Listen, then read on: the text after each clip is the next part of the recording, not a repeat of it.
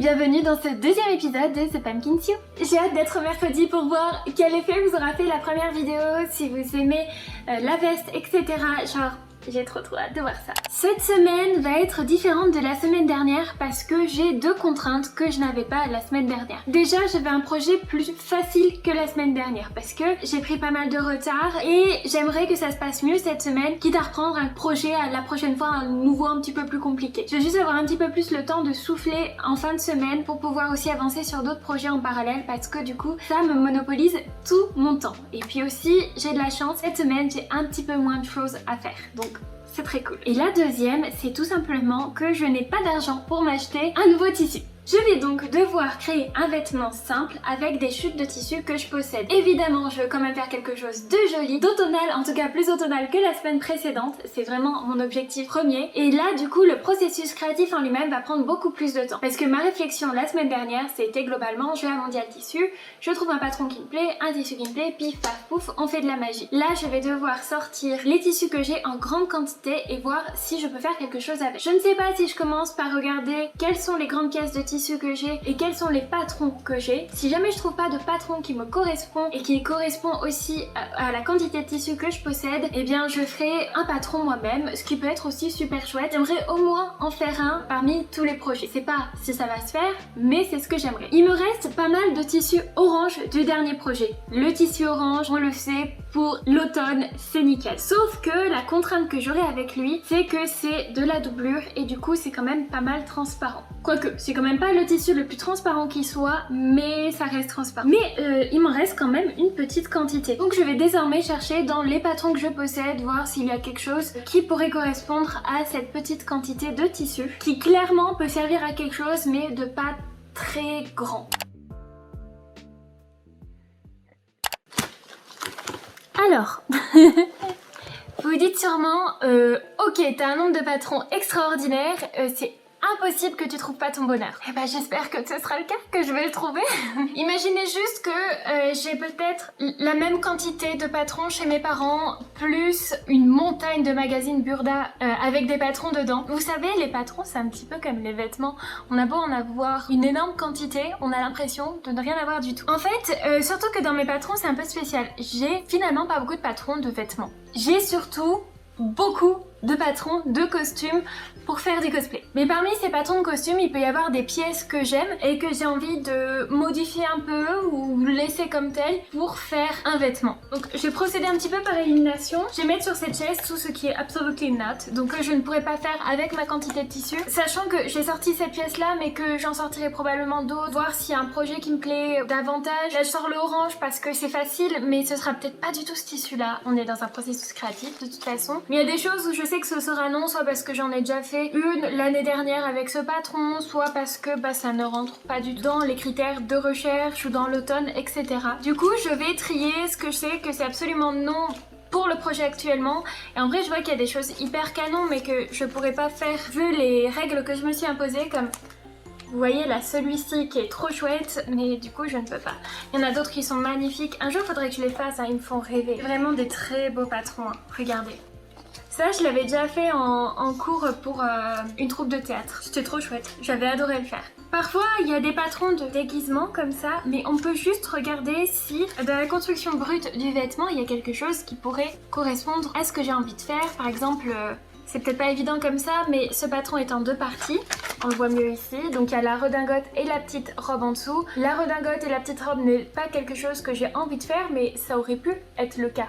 Ça c'est très mignon, mais un peu trop simple, mais je le mets quand même dans une pile à côté. Peut-être que je ferai un ensemble, peut-être que je modifierai un patron.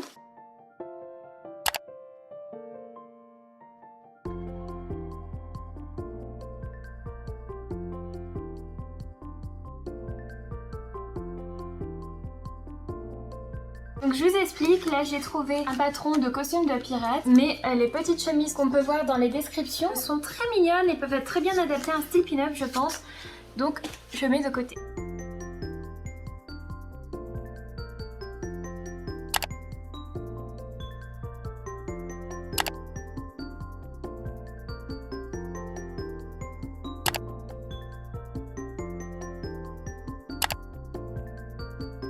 J'espère trouver plus ample satisfaction dans les magazines.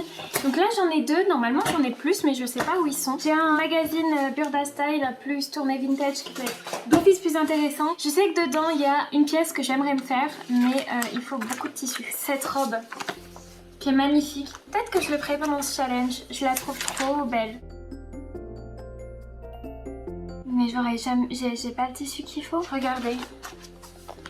La petite robe comme ça. Si jamais vous savez jamais quoi faire dans vos Burda, etc., vous voyez quelques trucs qui vous donnent envie mais vous savez pas trop, regardez toujours cette page là où on voit du coup encore une fois les vêtements à plat parce que imaginez vous pouvez pas faire les modèles que vous voulez, question du budget, etc., chose qui peut arriver, mais par contre des fois il y a d'autres modèles dans le magazine qui sont présentés avec des tissus qui vous plaisent pas forcément, mais en fait quand on voit juste le dessin, bah on se dit bah en fait c'est canon. Celle-ci elle est mimes hein.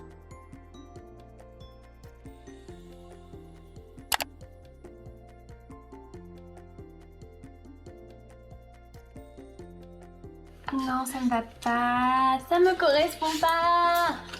Ah, je suis chiante. On se retrouve avec un choix assez limité, hein. Honnêtement, que je suis un peu triste de vraiment plus galérer que prévu. Oui, absolument. Ouais, j'ai le choix entre pas grand chose et pas grand chose, quoi.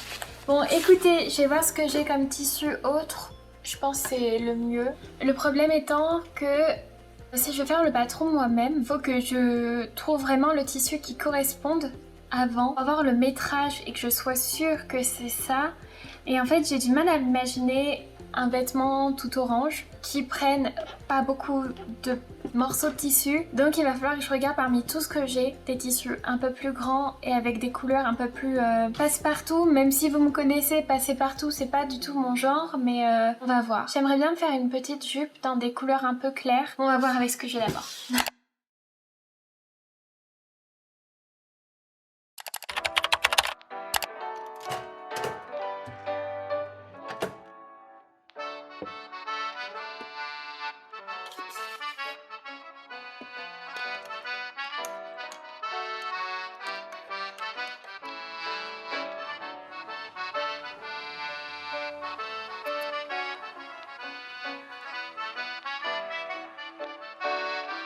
Et coucou! Pour aujourd'hui, là il est déjà tôt tard, il est 17h passé. En fait pour vous expliquer, hier j'avais vu les plans, après j'ai cherché le tissu que je voulais et je l'ai trouvé, je vous montre ça dans une seconde. Mais avant je voudrais vous parler du contre-coup de la première semaine parce que j'ai eu un contre-coup de la première semaine. Je suis actuellement plutôt fatiguée, ma peau me le fait ressentir, je le ressens et j'ai l'impression que je vais tomber malade parce que j'ai mal à la gorge.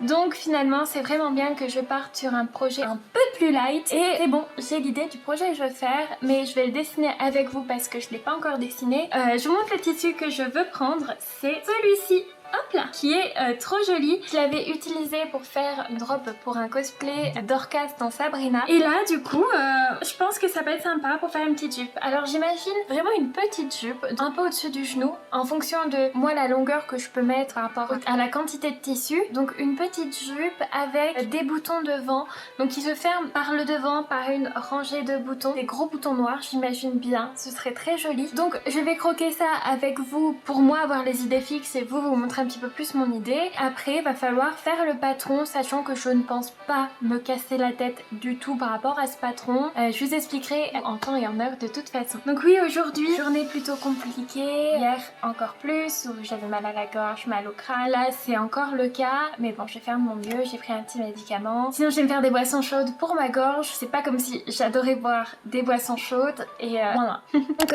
quand je dessine mes projets, j'aime bien d'abord toujours dessiner une petite silhouette où on fait une petite tête, des cheveux, youp, youp, hop.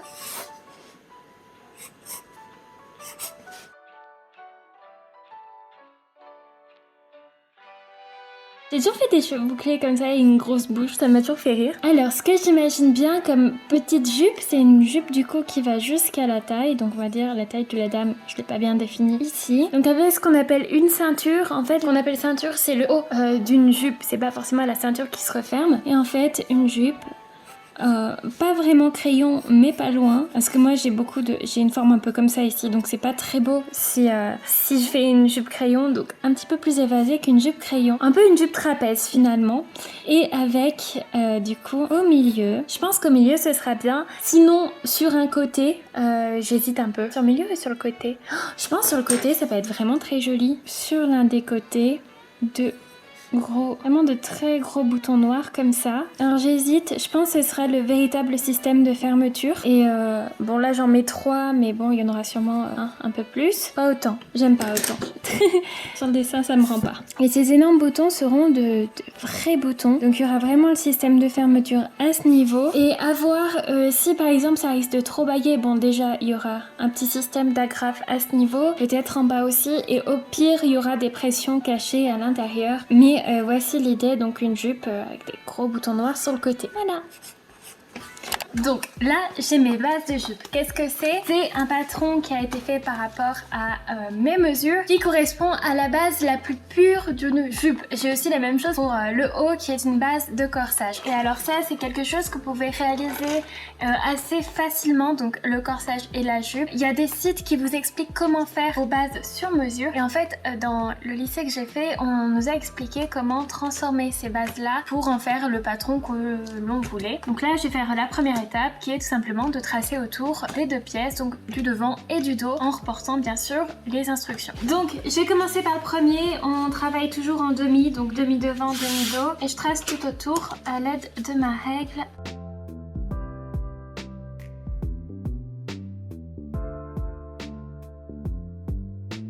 Je sais pas si vous voyez, mais c'est un modèle qui a des pinces. Ça, c'est le traçage des pinces. On le verra de toute façon plus tard quand on va coudre. C'est des plis dans le tissu qui servent à donner du volume aux vêtements et donc à mieux épouser les formes du corps.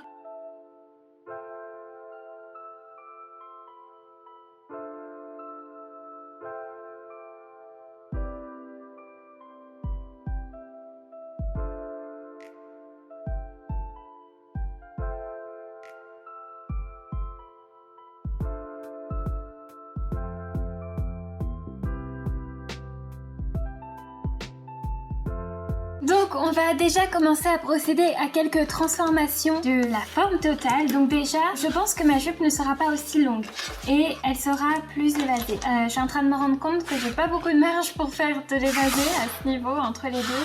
Quoique, là je vais déterminer où est-ce que je veux que la robe arrive. Donc je prends au niveau de la taille et j'arrive jusqu'à l'endroit où je désire que ça s'arrête et ça fait 44 cm. Ce qui veut dire que ici, sur cette ligne, je vais m'arrêter à 44 cm. Donc je fais un petit trait, comme j'ai ma règle qui est en équerre, là c'est tout droit, la bonne, hop.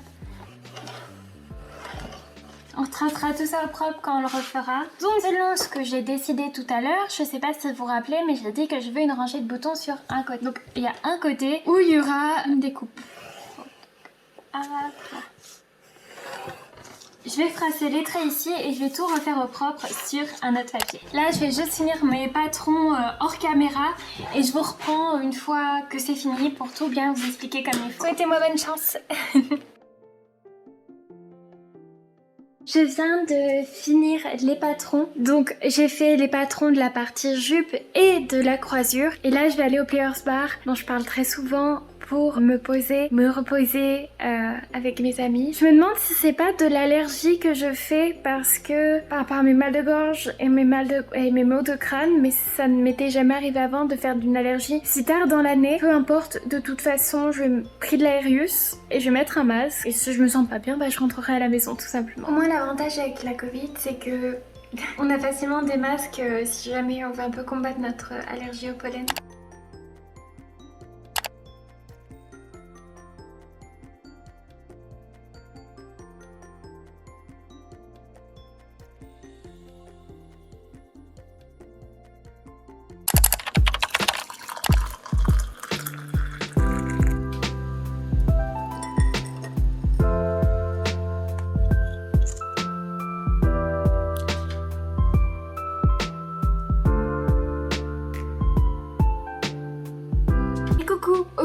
j'ai pas beaucoup de temps parce que nous sommes mercredi et du coup je vais travailler. J'espère juste pouvoir épingler mon patron sur le tissu avant de partir, mais je vais vraiment devoir pas tarder. Apparemment j'ai suffisamment de tissu pour mon projet.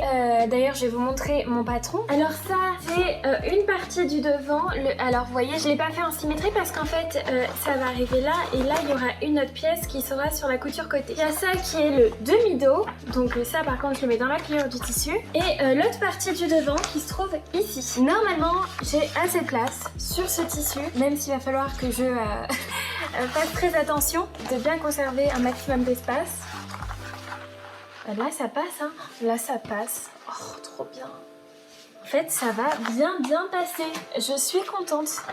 C'est un petit peu ma hantise d'avoir trouvé un projet cool et que ça passe pas. J'ai aussi cette bande, alors j'ai pas encore tracé la bande qui va servir de ceinture et ça en fait je dois le couper 2 fois et l'entoiler, ça servira du coup à la croisure. Donc ce qu'on appelle croisure c'est là où il y aura les boutons d'un côté et la boutonnière de l'autre et je le renforcerai avec du thermocollant pour que ce soit bien solide parce qu'une boutonnière ça a besoin d'être solide. Tout simplement. Ce soir à 18h30 sort la première vidéo. J'ai super hâte d'avoir vos retours par rapport à ça. J'ai trop hâte. Et j'ai pas précisé, mais comme on est le 1er septembre, bah je sais que c'est pas l'automne, mais pour moi c'est devenu le cas. Voilà, je suis devenue l'automne. Pour une citrouille, c'est normal. Si jamais j'avais le temps de découper, ce serait encore mieux. Mais ouais, je dois partir dans 5 minutes, donc au moins épingler, ce sera déjà pas mal. Je me demande si je l'emmènerai pas au travail pour découper là-bas.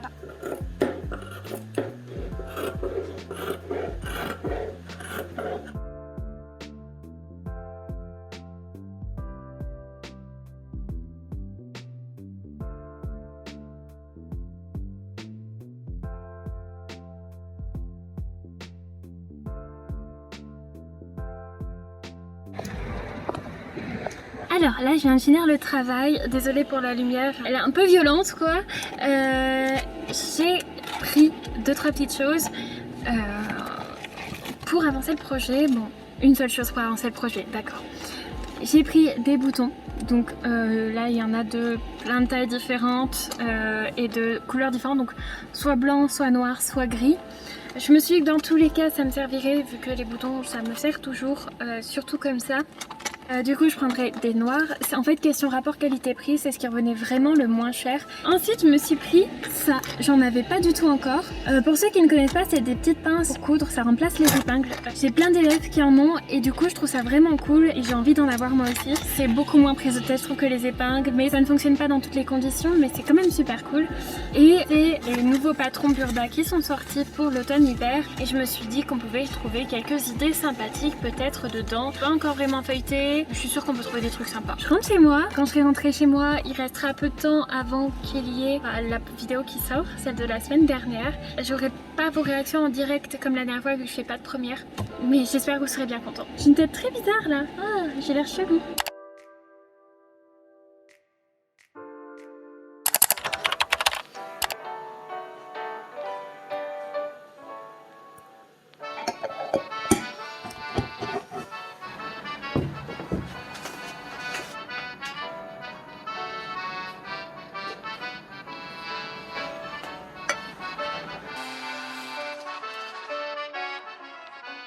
Bonjour à tous et bon jeudi. Le jour où je tourne cette vidéo, c'est le jeudi de la rentrée des classes et je crois que pour la 3e fois depuis le début de ce format, je vous souhaite un bon courage à toutes les personnes qui font la rentrée des classes, que vous soyez professeur ou élève. Bon, vous voyez derrière moi, ça commence à être le bazar, mais comme quelqu'un me l'a très bien dit il y a peu, c'est pas que je suis bordélique, c'est que je suis créative. Donc comme vous pouvez voir, je suis très créative.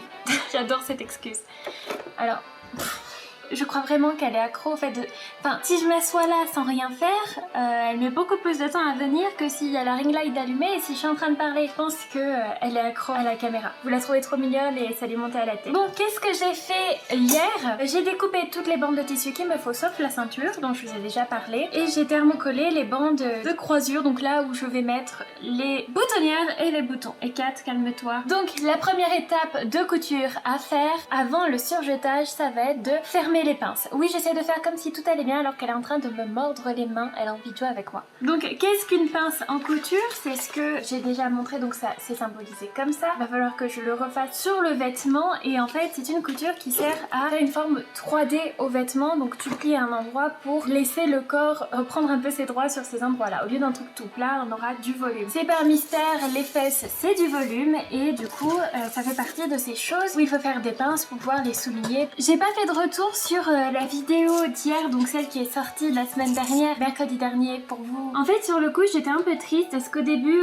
il y a eu un accueil très peu conséquent, c'est-à-dire que au bout de 2 heures, il y avait peut-être 10 vues sur la vidéo, ce qui m'a rendu plutôt triste. Mais dès que ça a commencé à fonctionner et à avoir des vues, etc., et ben j'ai vu que tous vos retours étaient extrêmement positifs. Vous avez été adorables, vous avez remarqué mes efforts dans le montage par exemple, ça vous a vraiment plu, ça vous motive. Alors je me dis que peut-être que tout le monde ne verra pas ces vidéos-ci, mais pour le peu de personnes qui le regardent et que ça motive, et ben je pense que j'ai tout gagné, tout simplement. Donc je suis contente. Merci à ceux qui regardent du coup ce format de vidéo, je vous fais des gros bisous, donc à toutes les petites personnes qui laissent des commentaires, je trouve ça adorable. Pour bien montrer où sont les pinces, je vais couper le tissu un tout petit peu en forme de triangle. Je vais faire ce qu'on appelle des crans, symboliser le haut de la pince. Vous voyez, je coupe comme 2 petits triangles ici. Alors une pince, en gros, il faut que vous pliez votre tissu. Donc vous superposez les 2 hauts de pince. En bas, il doit y avoir le bas de votre pince. Et il va falloir faire une couture entre le haut de la pince jusqu'à la pointe ici pour donner une sorte de vision de volume. Il y a plusieurs techniques pour le faire. Dans tous les cas, je le fais à la machine. Donc ça, c'est pareil pour tout le monde plus ou moins. C'est juste que à la fin, si c'est mal fait, ça peut faire une sorte de bec. Donc pour pallier à ça, il y a plusieurs techniques. Moi, ce que je fais, c'est que pour éviter du coup qu'il y ait un gros bec, un peu avant d'arriver sur l'endroit où je dois m'arrêter, je longe le bout du tissu, puis je vais jusqu'à faire des points dans le vide. Donc vraiment, je longe le plus possible et je fais pas de points arrière à cet endroit-là. Je laisse les fils vivre, on va dire, et je fais un petit nœud à la main. Donc on prend la bonne machine à coudre et on va changer les bobines pour avoir du rouge.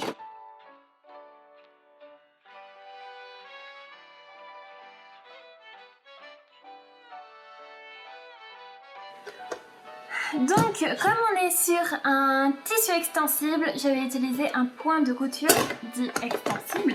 Pourquoi utiliser ce point-ci plutôt que le point droit classique? Parce que imaginez, vous avez un tissu extensible et un point qui n'est pas extensible, un point de couture qui n'est pas extensible. Le tissu va vouloir s'étirer et le point il va vouloir rester droit. Le truc c'est que du coup le point il va casser au bout d'un moment. Donc toujours faire un point spécial pour. Je me rappellerai toujours de ce stage où j'ai fait toute une robe pour ma mère, où j'étais accompagnée du coup d'une maître de stage qui ne m'a jamais prévenue de ça. De toute façon c'était très spécial cet endroit. Donc normalement ce que je fais une fois d'après avoir cousu la pince, donc ça ressemble à ça, je prends les 2 brins de fil et je fais un nœud classique au bout pour maintenir. Et recoucou, j'ai juste changé un peu ma frange parce qu'elle m'énervait. Pendant ce temps j'ai aussi fini les pinces du vêtement et là j'ai ma surjeteuse qui est juste ici, enfilée en noir parce que je n'ai pas de rouge et je vais tout surjeter. C'est parti.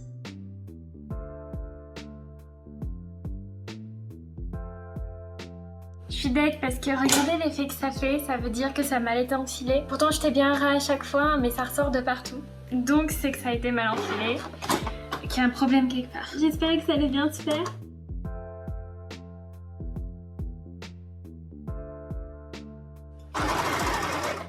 Alors pourquoi vous me faites des boucles aussi mûches? Je veux des boucles moins mûches. Ah!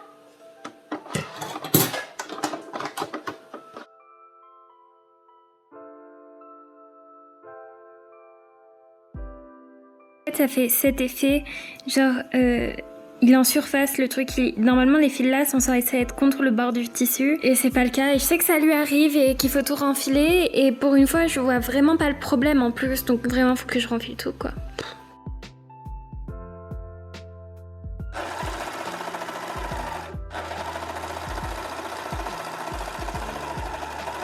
Là, j'épingle la parmenture, on va dire, au reste du vêtement. Vous avez vu, j'ai utilisé des petites pinces comme ça, celles que j'ai achetées hier. C'est trop pratique, j'aime trop. Donc là, j'ai épinglé tous les côtés de la jupe, donc tous les côtés ensemble, enfin genre tous les côtés comme il faudrait le faire. Donc le dos avec le côté droit et le côté gauche, et le devant du côté droit et du côté gauche avec la croisure thermocollée. Et maintenant, bah, je vais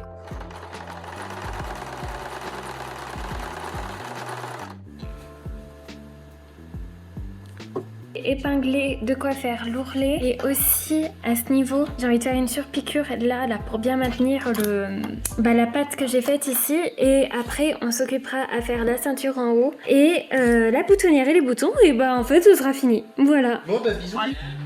Ce sera gardé en montage. Ça aussi.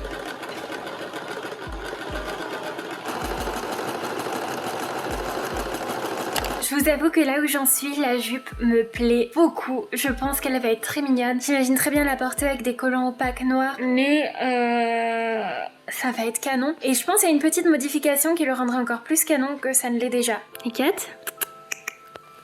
tu vas faire de la couture ? Je me disais, au lieu de faire une ceinture droite en haut, donc à ce niveau, la faire un peu incurvée comme ça. Donc en gros, là il y aura la rangée avec les boutons, le haut de la ceinture. Désolée, j'ai du mal à dessiner quand je tiens le téléphone de l'autre main. Et au lieu que ça fasse tout droit là, partir sur un truc un peu évasé comme ça. Après, comme il y a une croisure, ça risque plutôt de se chevaucher et faire un truc comme ça. Donc finalement, je sais pas. J'ai envie d'essayer. Bon là on dirait juste que ça va être droit, mais je suis sûre que ça pourra avoir un petit effet sympa quand même. Et bien là je vais donc couper ma ceinture dans le restant de tissu, qui n'est pas ça. Dans ce restant de tissu, en fait je vais faire des bandes de la longueur du haut de la jupe, avec cette forme là aux extrémités. Je veux pas en faire une très haute, je pense 3 cm, 4 cm grand max, et du coup le faire 2 fois, thermocoller une des parties, et la ceinture sera constituée, il n'y aura plus qu'à l'ajouter à la jupe et faire la boutonnière.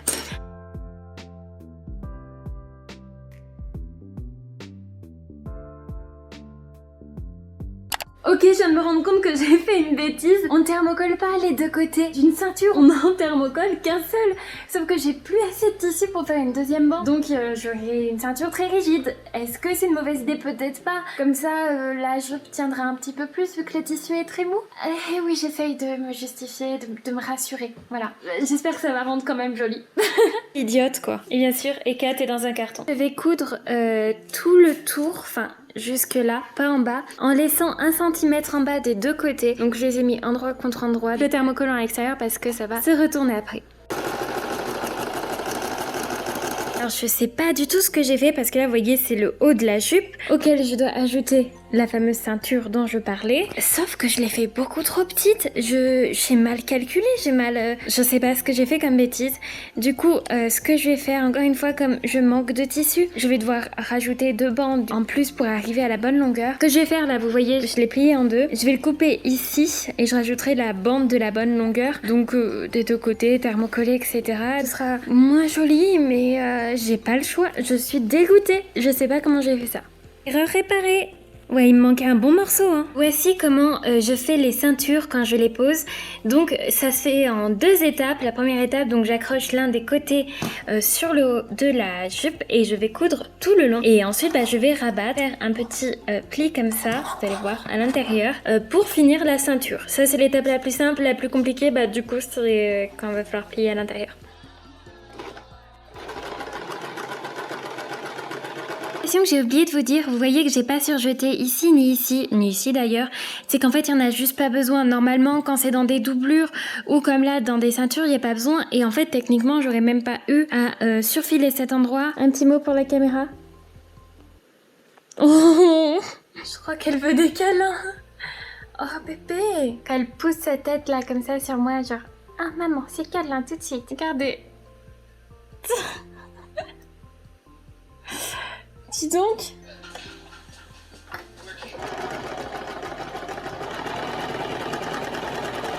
Donc là je suis en train de d'épingler pour la dernière partie de la ceinture. Donc vous voyez, je plie le tissu, je sais pas si vous voyez bien, genre je le plie là comme ça et je le pose au-dessus de la couture d'avant.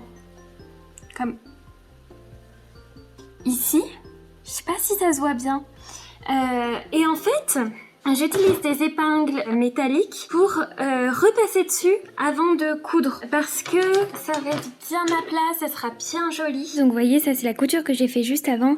Et là, je plie d'1 centimètre le bout du tissu. Et vous voyez, je mets les coutures ici vers le haut. Et je pose ça par-dessus la petite couture qu'on voit ici, là, la rouge. Pour que si tout va bien, quand je vais coudre dans cette couture, ça retombera parfaitement bien. Grosso modo, si je m'en sors vraiment bien, coudre ici fera en sorte de maintenir parfaitement cette zone-là. Et ça fait très longtemps que je l'ai pas fait, j'aimerais bien me relancer le challenge. Le problème étant que si c'est pas bon, c'est vraiment galère à découdre, donc vraiment pas trop de marge d'erreur quoi. Mais bon, j'aime bien le défi. Donc, la ceinture est finie de monter et je dois vous montrer. Du coup, j'ai cousu de ce côté et genre de l'autre, c'est parfait. Je suis trop fière de moi. Donc il manque la boutonnière. Avant d'attaquer la boutonnière, je dois vous avouer que j'ai eu plutôt peur à un moment. Je suis allée très vite parce que j'ai envie que ça avance. Et on parle d'un tissu très épais, vraiment avec des endroits où il y a 6 épaisseurs de tissu, avec les pinces, avec la ceinture, etc. Et à un moment, j'ai mon aiguille qui a complètement éclaté. Et je pense qu'elle a éclaté en plusieurs morceaux. Et j'ai eu très peur parce que j'ai senti qu'elle m'était passée là et ici. Je me suis dit, putain, heureusement que j'avais que ça m'est pas arrivé dans les yeux, parce que même yeux fermés ou non, je pense que ça m'aurait griffé. Ça m'aurait fait mal, quoi. Donc, moralité, n'en demandez pas trop à votre machine. Regardez si l'aiguille peut supporter le coup et faites attention à vous. Hein. La couture, on se rend pas compte, mais ça peut être parfois un petit peu dangereux. Voilà. Là, je vais regarder les boutons. Donc, la dernière étape. Donc, avec le petit lot de boutons que j'ai acheté, je vais un petit peu voir ce que je veux faire, où les mettre, etc. Ah, je l'ai pas vu, c'est trop bien. C'est un truc zippé comme ça, c'est trop chouette. J'aimerais bien ceci. 4 trous noirs comme ça. Donc je vais en sortir 5 comme ça. Et après je vais décider où est-ce que je veux les placer exactement, etc. Il y a un petit truc comme ça, ce serait trop mignon. En rajoutant ici un petit crochet en haut. Et avoir au milieu, si quand je le porte ça s'écarte trop. Si ça s'écarte trop, je mettrai une petite pression, quelque chose comme ça entre à chaque fois.